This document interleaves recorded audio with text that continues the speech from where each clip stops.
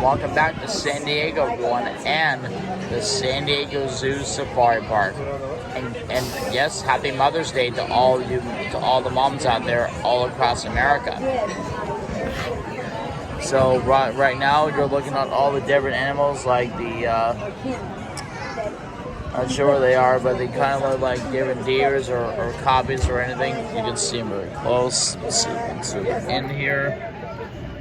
There they are.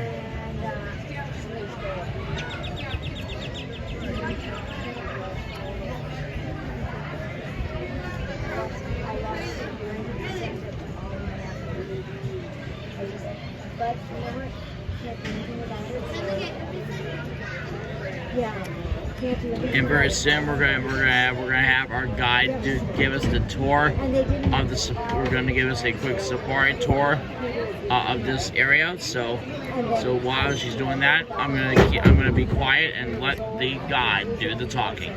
And with that, we're gonna go ahead and say we're gonna stop here right now. Let our guide do the talking, and we'll continue with our journey to the San Diego Zoo right after this.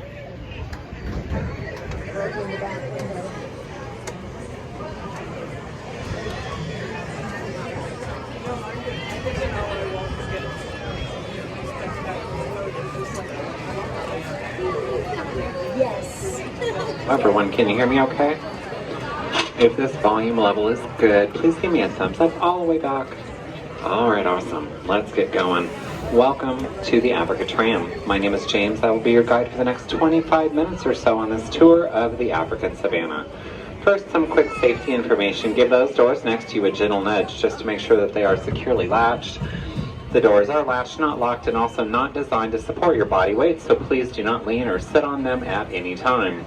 Please remain seated at all times while the vehicle is in motion. When we come to a complete stop, then you can feel free to stand up, get a better look at the animals, or take a photo.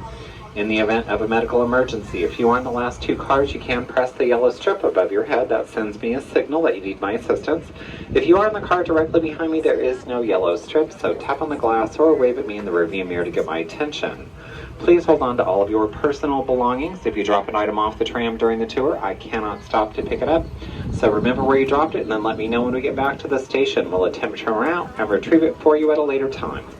You look over on my right-hand side, there's a South African cheetah just to the left of that Cape honeysuckle bush. That is the fastest land animal. They reach speeds up to 70 miles an hour. Now they owe that incredible speed to a very flexible spine that expands and contracts like a coiled spring. They also have claws that do not fully retract, which help them reach top speed very quickly, but they are not long-distance runners.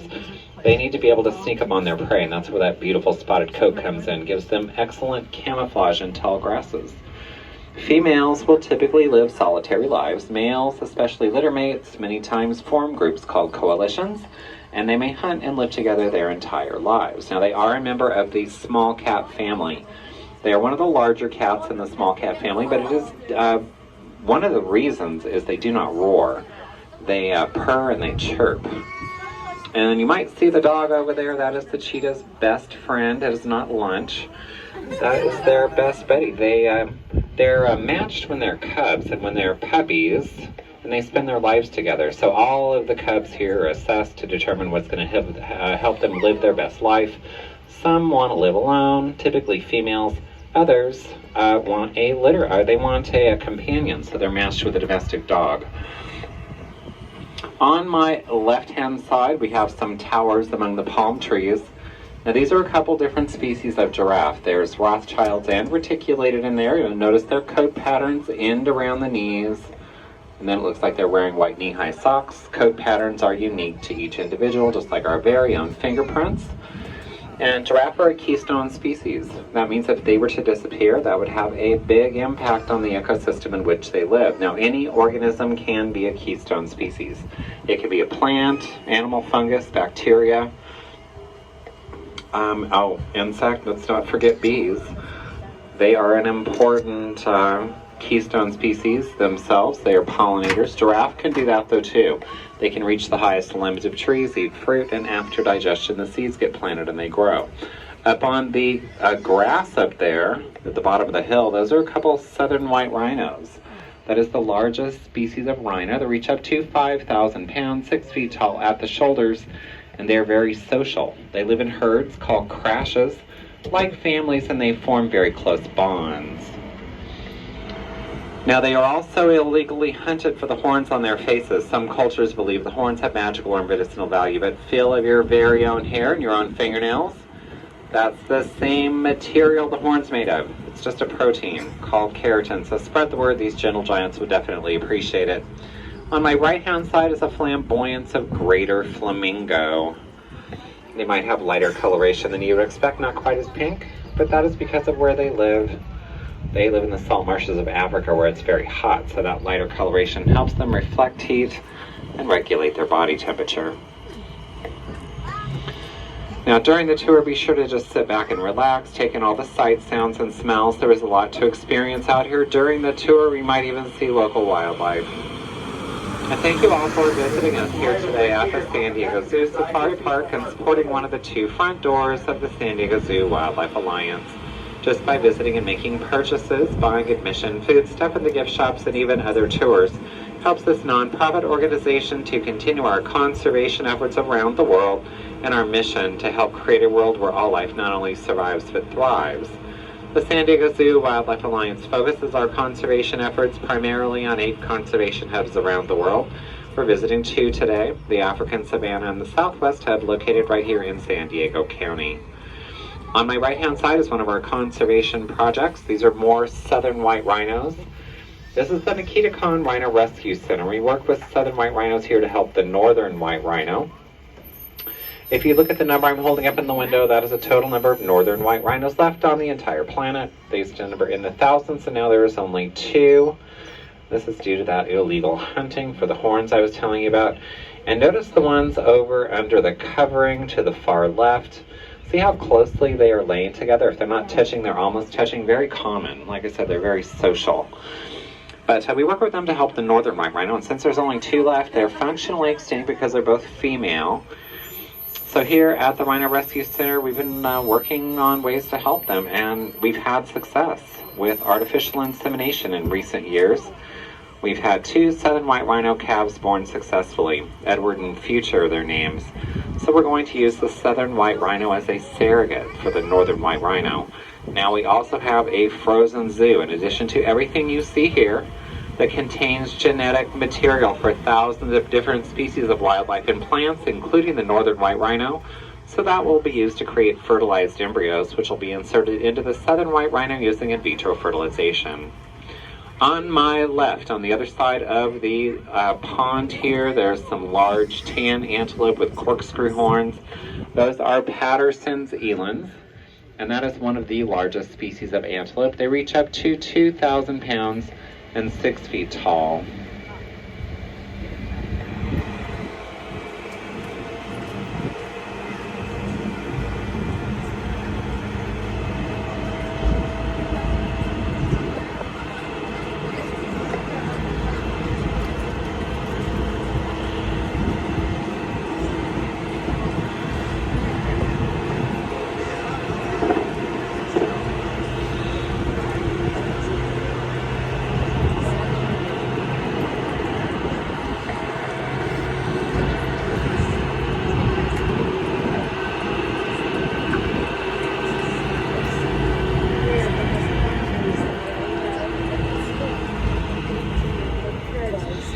Now on my right-hand side, up on the hill, there's a herd of grevy zebras up there, the largest species of zebra. Once again, 6 feet tall. That is a common height, it seems, in Africa, because they're about 6 feet tall too. Very narrow striping patterns. Looks like they're wearing a pinstripe suit. There's some antelope up there as well. Those 2 white ones are addax. They've got beautiful corkscrew horns. They can go their entire lives without a drop of water. They get all the water they need from the vegetation that they eat. The brown antelope is a Defasa water buck.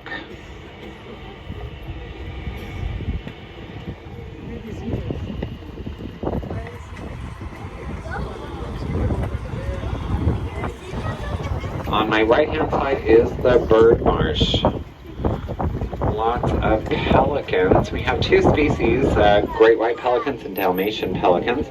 The two on the pile of rocks, those are both Dalmatian pelicans. The largest species, they reach up to, like 30 pounds. And then the smaller, pure white ones, those are the great whites. Now, both species have what is called a gular pouch attached to their lower jaw, which they use to capture fish and swallow it whole. Also helps them regulate their body temperature when they do what is called gular fluttering.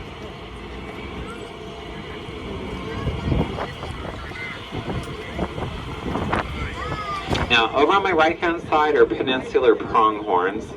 These guys are native to North America. Once they've been found right here in Southern California. Due to overhunting, though, they're only found on a reserve in Baja. And they are descended from an ancient species of antelope that went extinct thousands of years ago. But they are not antelope, they are not deer. They are their own species. There are 3 subspecies. One is peninsular, and these are the second fastest land animal. In second place, right behind the South African cheetah, these guys run up to 60 miles an hour. Now, they do get horns like an antelope, but they also grow antlers like a deer that they shed annually. These are females, so their horns are not very well pronounced. They look like little nubs just behind the eyes. On my left-hand side, look up the slope there. There's 3 more southern white rhinos. Now, one of them is Edward, one of the ones that was born through artificial insemination. But those are 3 younger male southern white rhinos.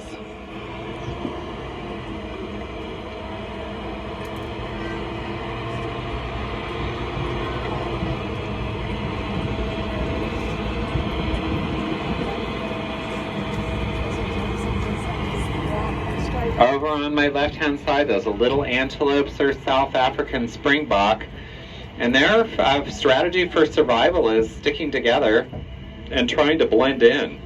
Their best friend is camouflage. Here on my left, these shaggy brown antelopes with the white circles on their rumps. These are Ellipsan waterbuck.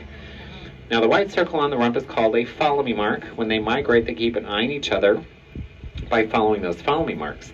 This is the male, the one right here under the trees. Gorgeous horns. They actually curve forward, which is very unique. Typically, they go straight back or curve backwards. All the rest are females. When you see a species where only the male has horns, what it typically indicates is where they live in the wild. They do not have to compete for resources, meaning there is plenty of food and water. And that's true in the case of the Ellipsan waterbuck.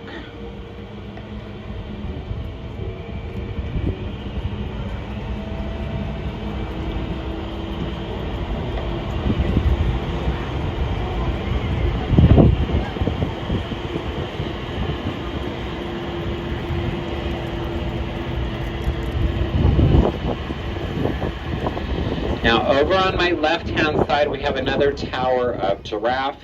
These are a different species. These are Maasai giraffe. You'll notice their coat patterns go all the way down to the ankles. But their coat patterns are also unique to each individual. We do have one baby giraffe laying right there on the other side of the feeding station right there. That is Elliot. He is 7 months old this month. And we're grateful for every baby giraffe that we have here at the park because in addition to being a keystone species, they've also been subjected to what used to be called a silent extinction. And that is because their numbers have declined about 40% in the last 3 decades, which is very significant. The reason it was called a silent extinction is for many years, nobody noticed. But now they've taken notice, they're doing research, they do know the decline is due to poaching and habitat loss. But they're researching their migration patterns and breeding habits, and they would love your help. Log on to wildwatchkenya.org. Just follow the instructions. Elliot's dad is also here on my left-hand side with the dark black spots just in front of this tree. His name is Gowan.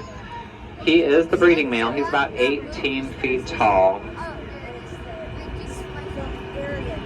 Now we will be heading up a hill. We will not be stopping, so keep your eyes directed towards the left-hand side for more wildlife.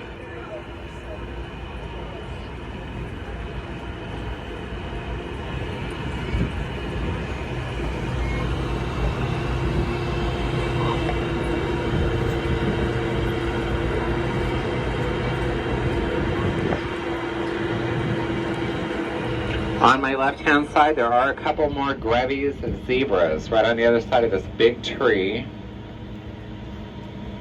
There they are.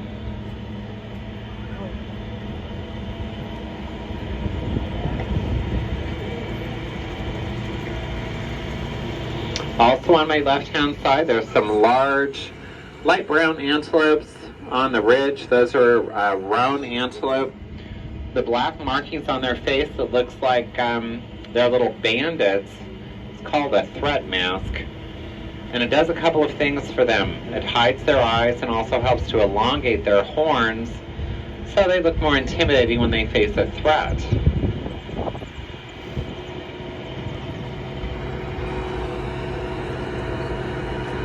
Here's another roan antelope right over on my left-hand side. You can see that thread mask.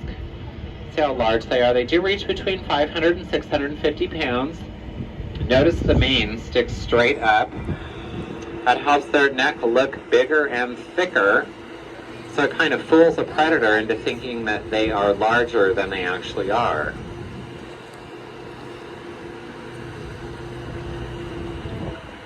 Same with the zebras. Their manes also stick straight up.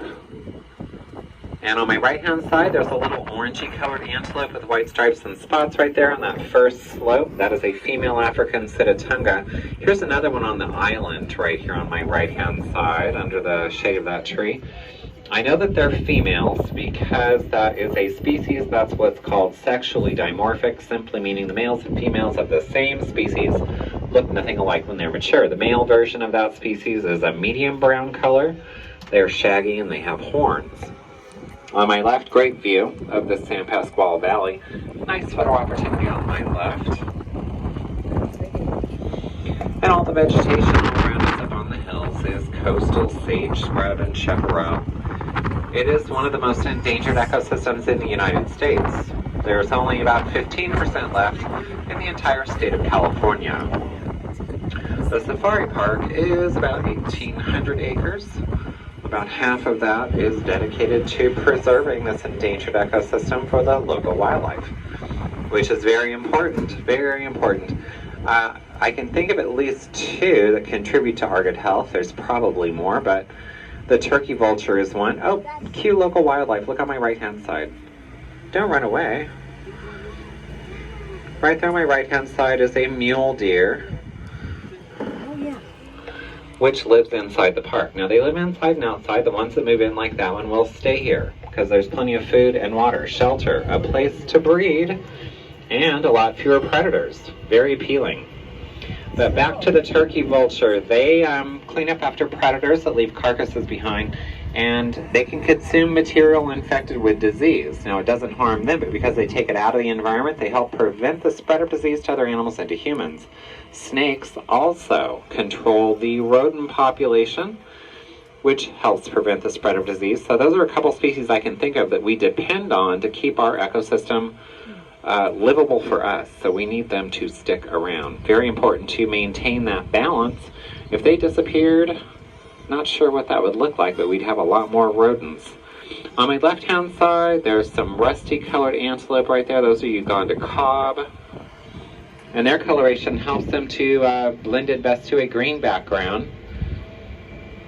We see them well because we generally see well in color, but predators like lions do not see in color the way that we do. They have limited color vision. So that allows the Uganda cob to disappear against a green backdrop, like having a little built-in invisibility cloak.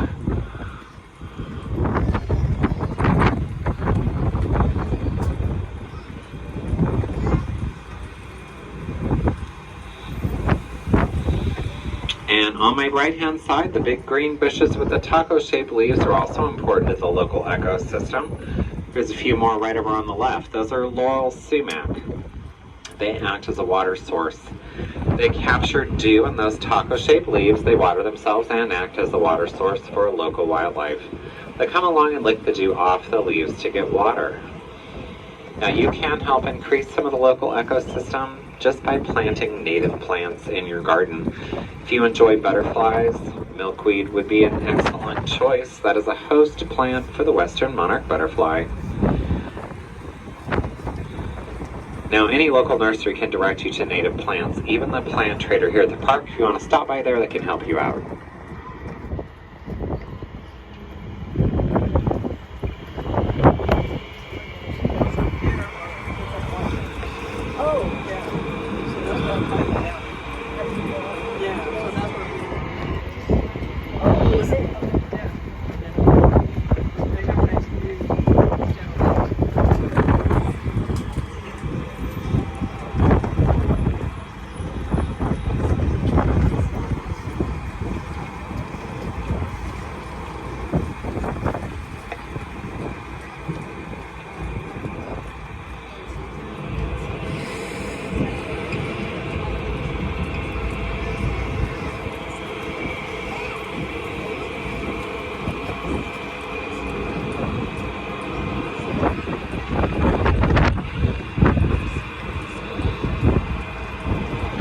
Over on my right-hand side is another species of zebra. These are Hartman's mountain zebras. They've got very wide stripes, especially on the rump. But you'll notice their mane sticks straight up as well. Serves the same purpose, makes them look a little bigger, a little thicker. Now look over on my left-hand side. Here's a herd of Cape buffalo. We do have 4 calves right now. I can see 2 of them right now on this side of their moms. So as we go by, just look over on my left-hand side. You'll see those Cape buffalo. Also, those 3 southern white rhinos are over there.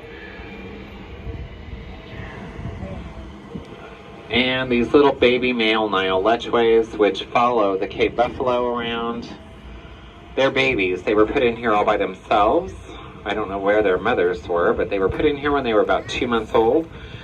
And so they attached themselves to the Cape buffalo. Oddly, the Cape buffalo allow them to hang out with them. Very odd, because they are not a welcoming herd. But the Nile lechway babies, those are those 4 golden colored ones right there. Cute little guys. And then the southern white rhinos, and then the Cape buffalo, which are a fierce defensive unit. The Cape buffalo will actually fight as a team to defend the entire herd. And these southern white rhinos have never seen Cape buffalo before. They've only been out here for a few weeks, so they're very curious. But the Cape buffalo do not like them coming close to them when they have calves.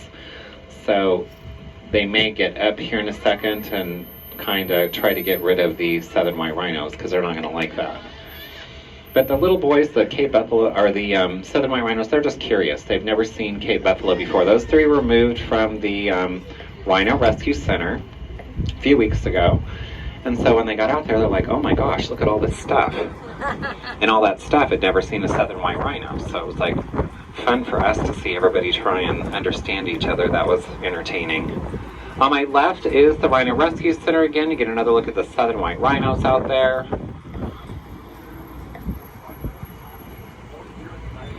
And if you would like to learn more about different species of rhino, or more about the program to save the northern white rhino, take a behind-the-scenes tour. Super fun and educational. Now, all of these large animal habitats, like the ones we've seen, are designed to replicate what it's like where these animals live in the wild. So they behave as if they do, which is awesome for us because we get to observe a lot of natural behaviors. The one that we're coming up to on my right-hand side is one of the largest. It's over 30 acres. There are many herds out there that call that habitat home. We will not see them all, not even on a good day, because they are spread out all over the 30 acres.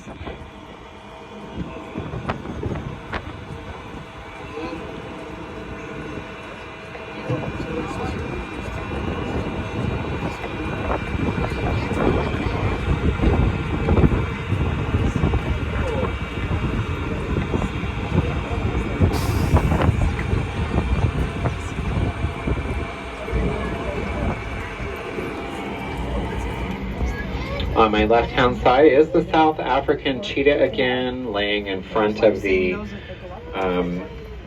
Cape honeysuckle bush with his friend. And then the Tower of Giraffe is on the right-hand side that we saw when we first left.